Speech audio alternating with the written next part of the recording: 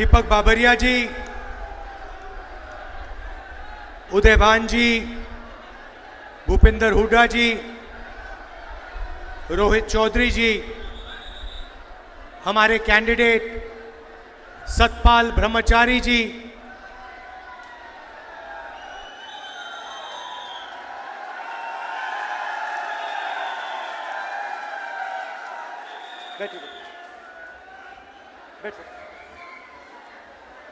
Stage पे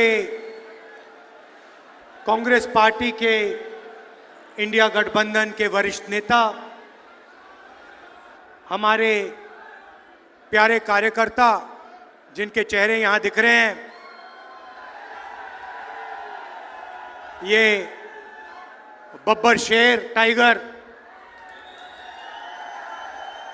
जो रोज अपने दिल में कांग्रेस पार्टी की विचारधारा रखते हैं, उसके लिए लड़ते हैं।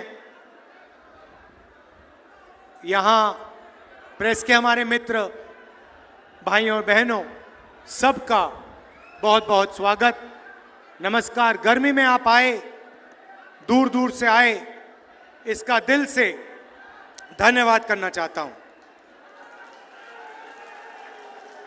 भाइयों और बहनों, ये जो किताब है हिंदुस्तान का संविधान, ये लाखों लोगों ने इसकी लड़ाई लड़ी थी। कांग्रेस के लोगों ने लड़ी थी, हिंदुस्तान की आम जनता ने लड़ी थी, और जो भी आपको मिला है आज तक, गरीबों को मिला, किसानों को मिला, उसको आप विकास कहिए, जमीन का अधिकार, आरक्षण, शिक्षा, स्वास्थ्य, जो भी आपको मिला है वो इस किताब की देन है। ये किताब गांधी जी, अंबेडकर जी, नेहरू जी, ये सब लोग लड़ के ये किताब आपको दी है। और आज बीजेपी के नेता खुल के कहते हैं कि अगर हम चुनाव जीत गए तो हम इस किताब को बदल देंगे, कॉन्स्टिट्यूशन, संविधान को बदल देंगे, इस किताब को फाड़ के फेंक देंगे। मैं आपसे कहना चाहता हूं, और आप सब इस बात से सहमत होंगे, कि बीजेपी छोड़िए, नरेंद्र मोदी छोड़िए, दुनिया में कोई शक्ति नहीं है जो इस संविधान को छू सके। तो ये लड़ाई, ये चुनाव सबसे पहले संविधान को बचाने का है, आरक्षण को बचाने का है, और जो गरीबों के अधिकार हैं उनको बचाने का चुनाव है।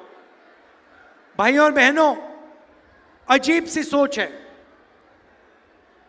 प्रधानमंत्री ने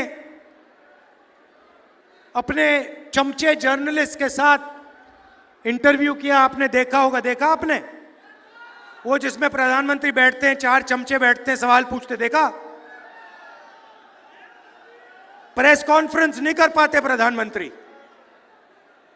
4-5 चुने हुए जर्नलिस्ट आते हैं, और फिर एक इंटरव्यू में जर्नलिस्ट ने पूछा प्रधानमंत्री से, प्रधानमंत्री जी, कहा जाता है कि हिंदुस्तान में अमीर लोग अमीर होते जा रहे हैं और गरीब लोग गरीब होते जा रहे हैं, इसके बारे में आपकी क्या राय है? प्रधानमंत्री जवाब देते हैं, हंसते हुए देते हैं, क्या चाहते हो कि मैं सबको गरीब बना दूं? मतलब सोच देखिए, हिंदुस्तान 2 भागों में बंट रहा है। एक तरफ अरबपति, जिसको 24 घंटे ये मीडिया वाले दिखाते हैं, मैंने इनको मित्र कहा, मगर ये आपके हमारे मित्र नहीं है। ये अदानी के, मोदी के मित्र हैं। हाँ, ये अदानी के, मोदी के मित्र हैं। 24 घंटा नरेंद्र मोदी का चेहरा दिखेगा। आपको किसान मीडिया पे नहीं दिख सकता, देखा कभी आपने? मजदूर देखा? बेरोजगारी के बारे में बोलते हैं? महंगाई के बारे में कभी बोलते हैं? मनरेगा के जो मजदूर हैं उनके बारे में बोलते हैं? नहीं।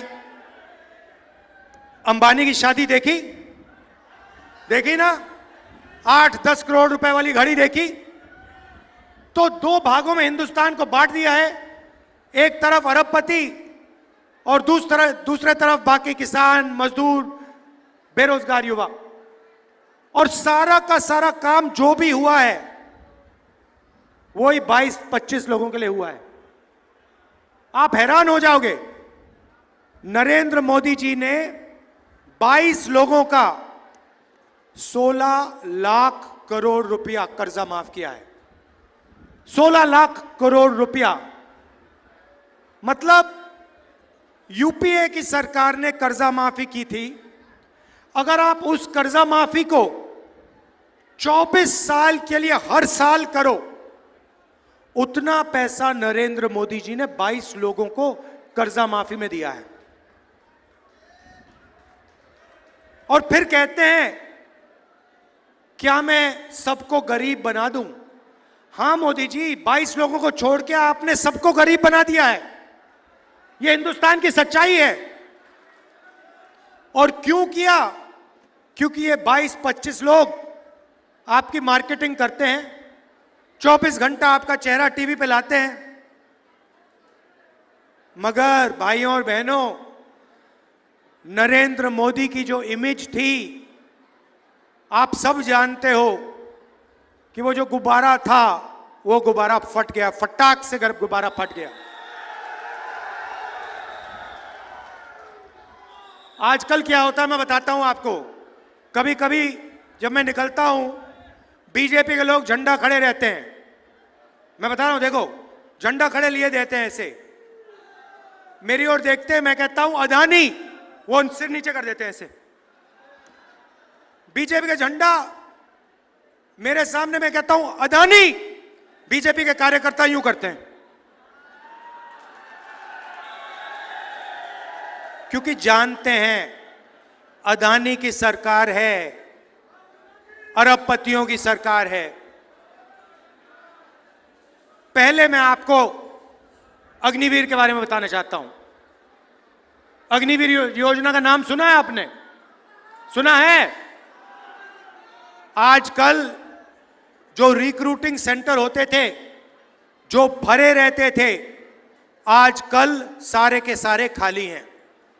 सेना में कोई भर्ती नहीं होना चाहता है। कारण अग्निवीर योजना। अग्निवीर योजना का मतलब नरेंद्र मोदी ने पहली बार हिंदुस्तान के जवानों को मजदूर में बदल दिया है। जब भी चाहते हैं उनको निकाला जा सकता है। 3 साल की भर्ती होगी और उसके बाद 4 में से 3 जवानों को कहा जाएगा तुम लोग घर जाओ, तुम्हारा अब कोई काम नहीं है। भाइयों और बहनों, आप सोचिए, 2 जवान एक साथ लड़ेंगे, एक अग्निवीर होगा, दूसरा नॉर्मल जवान होगा। चाइना के खिलाफ लड़ेंगे, पाकिस्तान के खिलाफ लड़ेंगे। एक जवान को सारी की सारी सुविधाएं मिलेंगी। शहीद का दर्जा मिलेगा, पेंशन मिलेगी, कैंटीन मिलेगी, अगर उससे कुछ हुआ कॉम्पनसेशन मिलेगी, परिवार की रक्षा होगी। और उसके बाजू में जो खड़ा होगा, उसी बंदूक के साथ, उन्हीं गोलियों के साथ जो लड़ेगा, उसको हिंदुस्तान की सरकार ना सही पूरी ट्रेनिंग देगी, ना शहीद का दर्जा देगी, ना पेंशन देगी, ना कैंटीन देगी, ना उसके परिवार की रक्षा होगी। आप सोचिए हिंदुस्तान की सेना का मोराल का क्या होगा। 2 तरीके के शहीद बना दिए, सेना को बांट दिया, एक अग्निवीर और एक नॉर्मल जवान। तो पहला काम हमारा होगा क्योंकि हम देशभक्त हैं, हमारा पहला काम होगा, जैसे ही हमारी इंडिया की सरकार बनेगी, 4 जून अग्निवीर योजना को हम लेकर ऐसे फाड़ फूड़ के डस्टबिन में, कूड़ेदान में फेंक देंगे। कूड़ेदान में फेंक देंगे। क्यों? क्योंकि ये आर्मी की योजना नहीं है, ये अदानी को मदद करने के लिए नरेंद्र मोदी जी योजना लाए हैं। इसको हम फाड़ के कूड़ेदान में फेंकने जा रहे हैं।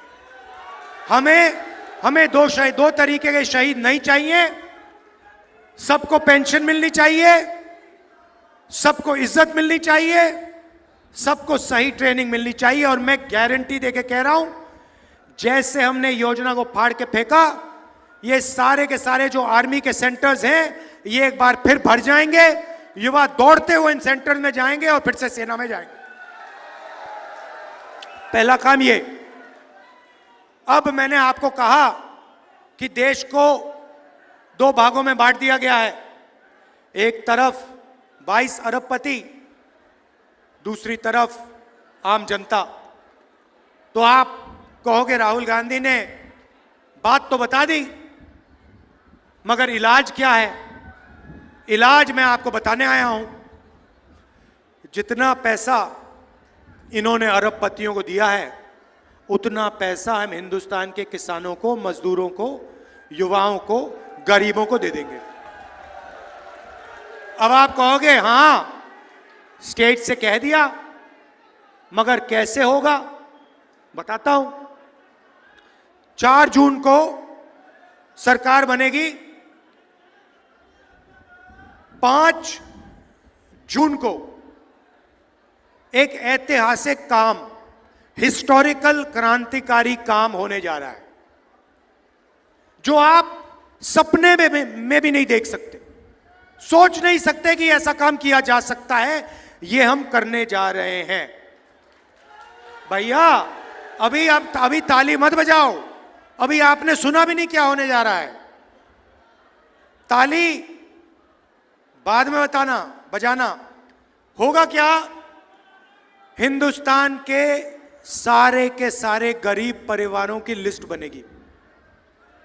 जो भी गरीबी रेखा से नीचे है, चाहे सोनीपत में हो, हरियाणा में हो, पंजाब में हो, तमिलनाडु, जहां भी हो, सबकी लिस्ट बनेगी। हर गरीब परिवार में से एक महिला का नाम चुना जाएगा। लिस्ट बनेगी महिलाओं की।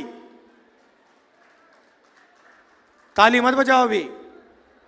लिस्ट बनेगी, उसमें करोड़ों महिलाएं होंगी। किसान, मजदूर, छोटे व्यापारी, बेरोजगार युवा, इन सब के परिवारों की लिस्ट बनेगी। और फिर 5 जुलाई को ये जो परिवार हैं, सुबह उठेंगे, 9 बजे सुबह उठेंगे और अपने बैंक अकाउंट को चेक करेंगे। और बैंक अकाउंट में 5 जुलाई को हर परिवार के खाते में, बैंक अकाउंट में ठकाक से 8,500 रुपए अंदर। अब आप कहोगे क्या हुआ? हाँ, अब ताली बजाई ना। अब आप कहोगे तो क्या हुआ? 8,500 रुपए डाल दिए तो क्या हुआ? मैं बताता हूं। 5 जुलाई 8,500 रुपए, 5 अगस्त ठगाक 8,500, सितंबर, अक्टूबर, नवंबर, दिसंबर, जनवरी, फरवरी, मार्च, खटाखट 8,500 रुपए। आप सोचिए, करोड़ों परिवारों को साल का 1 लाख रुपया बैंक अकाउंट के अंदर जाएगा।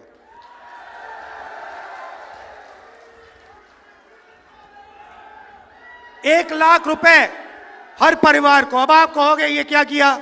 यहां पे मैं देख रहा हूं महिलाएं खुश हो रही हैं, पुरुष देख रहे हैं भाई हमें नहीं मिल रहा ये क्या हो रहा है। मैं समझाता हूं। ये देखो खुश हो रही है, कह रही है हाँ हमें दिया, 1 लाख रुपए हमें दे रहे हैं। तो अब मैं समझाता हूं। अब फर्क बताता हूं, शायद पुरुषों को अच्छी नहीं लगे बात। आप 21वीं सदी में जॉब करते हो, मजदूरी करते हो, कॉल सेंटर में काम करते हो, उबर ओला चलाते हो, ये भी चलाती हैं, ये भी काम करती हैं। घर से बाहर जाकर आप 8-10 घंटे काम करते हो, आपको पैसा मिलता है। ये भी जाती हैं, इनको भी पैसा मिलता है। मगर फिर आप घर आते हो, आप थोड़ा रेस्ट लेते हो, रिलैक्स करते हो, और ये 8 घंटे और काम करती हैं। बच्चों की देखभाल करती हैं, होमवर्क कराती हैं। इसीलिए अगर आप 8 घंटे काम करते हो तो हरियाणा की महिलाएं 16 घंटे काम करती हैं। तो इसलिए बैंक अकाउंट में, इनके बैंक अकाउंट में जाएगा। मगर मैं आप सबको जानता हूं, 2-3 दिन के अंदर वो जो उनके बैंक अकाउंट में पैसा गया होगा, वो आप कम से कम आधा तो उनसे ले लोगे। अब उससे होगा क्या? नरेंद्र मोदी जी ने अंबानी को पैसा दिया, अदानी को पैसा दिया। उन्होंने इस पैसे को लंदन में खर्च किया, अमेरिका में खर्च किया, दुबई में खर्च किया। आप इसको अमेरिका में नहीं खर्च करोगे, आप इस पैसे को सोनीपत में, अंबाला में, चंडीगढ़ में, हरियाणा, पंजाब, गांव में, कस्बों में खर्च करोगे। शर्ट खरीदोगे, पैंट खरीदोगे, मोटरसाइकिल खरीदोगे, मोबाइल फोन खरीदोगे। आपका पैसा हिंदुस्तान की अर्थव्यवस्था में जाएगा, इकोनॉमी में जाएगा। आज जो फैक्ट्रियां बंद पड़ी हैं, वो एक के बाद एक, एक के बाद एक, एक के बाद एक प्रोडक्शन शुरू कर देंगी। आपके पैसे से, आपके खरीदने से उनका प्रोडक्ट मार्केट में चलने लगेगा, फैक्ट्रियां चालू हो जाएंगी, और हरियाणा के युवा, सोनीपत के युवाओं को उन्हीं फैक्ट्री में रोजगार मिलना शुरू हो जाएगा। तो चेन है, चेन है। हम आपके जेब में पैसा डाल रहे हैं, आप माल खरीदोगे, इकोनॉमी शुरू होगी, अर्थव्यवस्था चालू होगी, फैक्ट्रियां चालू होंगी, और आप ही को उनकी फैक्ट्रियों में, उन्हीं फैक्ट्रियों में रोजगार मिलेगा। नरेंद्र मोदी ने क्या किया? नरेंद्र मोदी जी ने हिंदुस्तान की सारी छोटे फैक्ट्रियों को बंद कर दिया, स्मॉल और मीडियम बिजनेस वालों को बंद कर दिया, नोटबंदी, जीएसटी के करके। अदानी जी, अंबानी जी, ये बड़े बड़े जो अरबपति हैं, ये हिंदुस्तान में चाइना का माल बेचते हैं।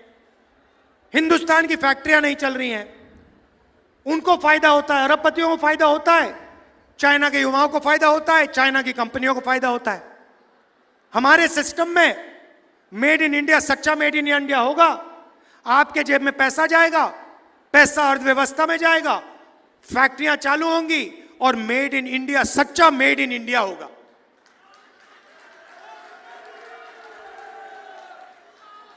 अग्निवीर की बात की, अर्थव्यवस्था की बात की, थोड़ी सी मैं किसानों की बात करना चाहता हूं।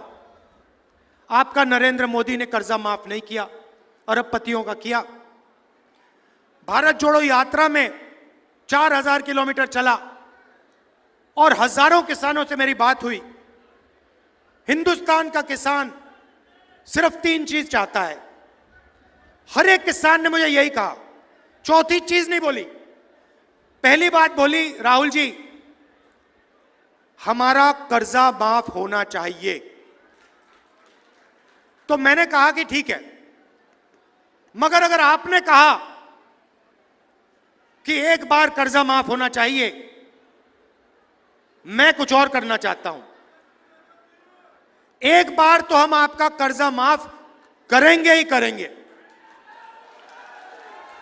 मगर हम वहां नहीं रुकेंगे, हम वहां नहीं रुकने वाले। हम एक आपके लिए किसानों का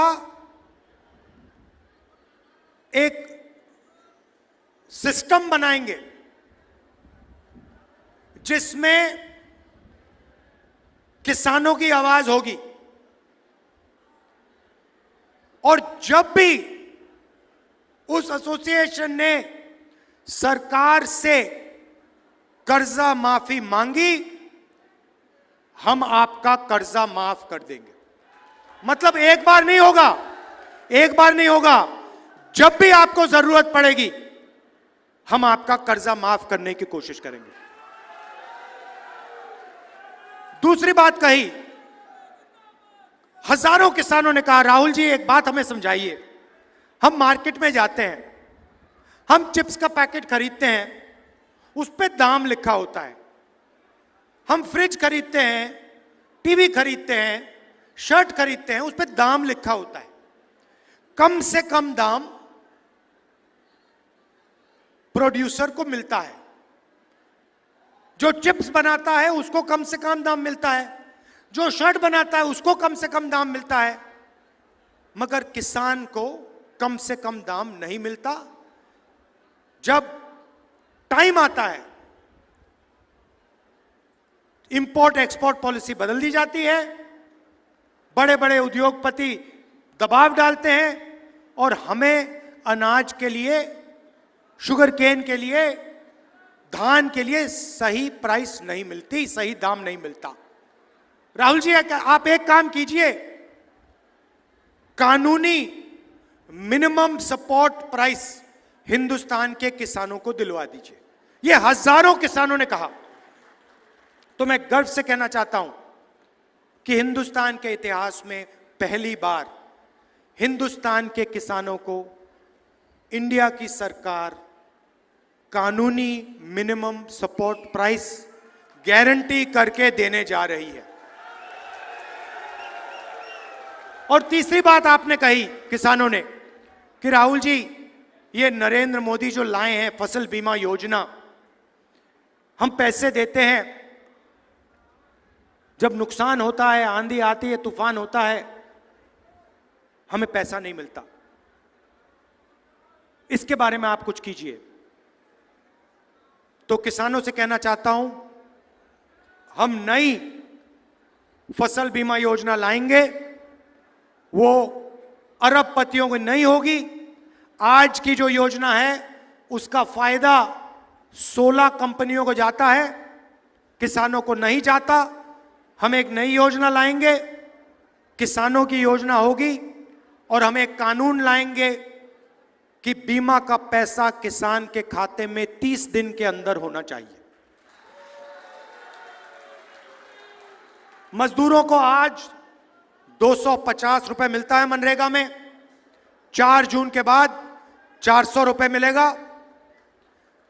आशा और आंगनवाड़ी में जो महिलाएं काम करती हैं, आपकी आमदनी हम दुगनी करने जा रहे हैं। जो भी आज को आपको आज मिलता है, 5 जून के बाद वो दुगना हो जाएगा। तो हमारा आइडिया है भाई और बहनों कि गरीबों के जेब में, किसानों के जेब में, छोटे व्यापारियों के जेब में हम ज्यादा से ज्यादा पैसा डालें।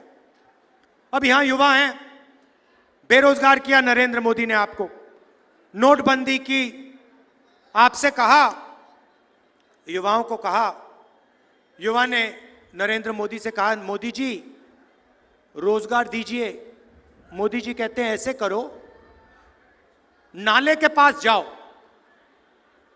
एक पाइप लो, पाइप को नाले में डालो, नाले में से गैस आएगी, गैस से चूल्हा जलाओ और पकौड़े बनाओ। ये नरेंद्र मोदी जी कह रहे हैं। और करोड़ों युवाओं को उन्होंने बेरोजगार किया। जो देश को रोजगार देते हैं, जो मेक इन इंडिया वाले लोग हैं, छोटी कंपनियां हैं, छोटी फैक्ट्रीज हैं, मिडिल साइज फैक्ट्रीज हैं, उनको सबको बंद कर दिया, खत्म कर दिया। और नतीजा हुआ कि करोड़ों युवाओं को बेरोजगार किया है। आज कुछ दिन पहले मैं न्यू दिल्ली रेलवे स्टेशन में था, वहां पे एक कुली मिला मुझे। कुली मुझे कहता है राहुल जी मैं इंजीनियर हूं, मैंने सिविल इंजीनियरिंग की है, पापा ने लाखों रुपए दिए हैं प्राइवेट एजुकेशन के लिए टेक्निकल कॉलेज में, और आज मैं कुली का काम कर रहा हूं, नरेंद्र मोदी की देन है। कुली ने मुझे यह बात बोली। अब देखिए, यह है हालत देश की। मीडिया वाले कभी नहीं कहेंगे। तो सबसे पहला काम हमने पता लगाया है, 30 लाख सरकारी नौकरियां खाली पड़ी हैं, उनको हम आपके हवाले एकदम कर देंगे। दूसरी बात और ऐतिहासिक बात जो हम महिलाओं के लिए कर रहे हैं, वही हम युवाओं के लिए करने जा रहे हैं। हमने पहले मनरेगा में रोजगार का अधिकार दिया था।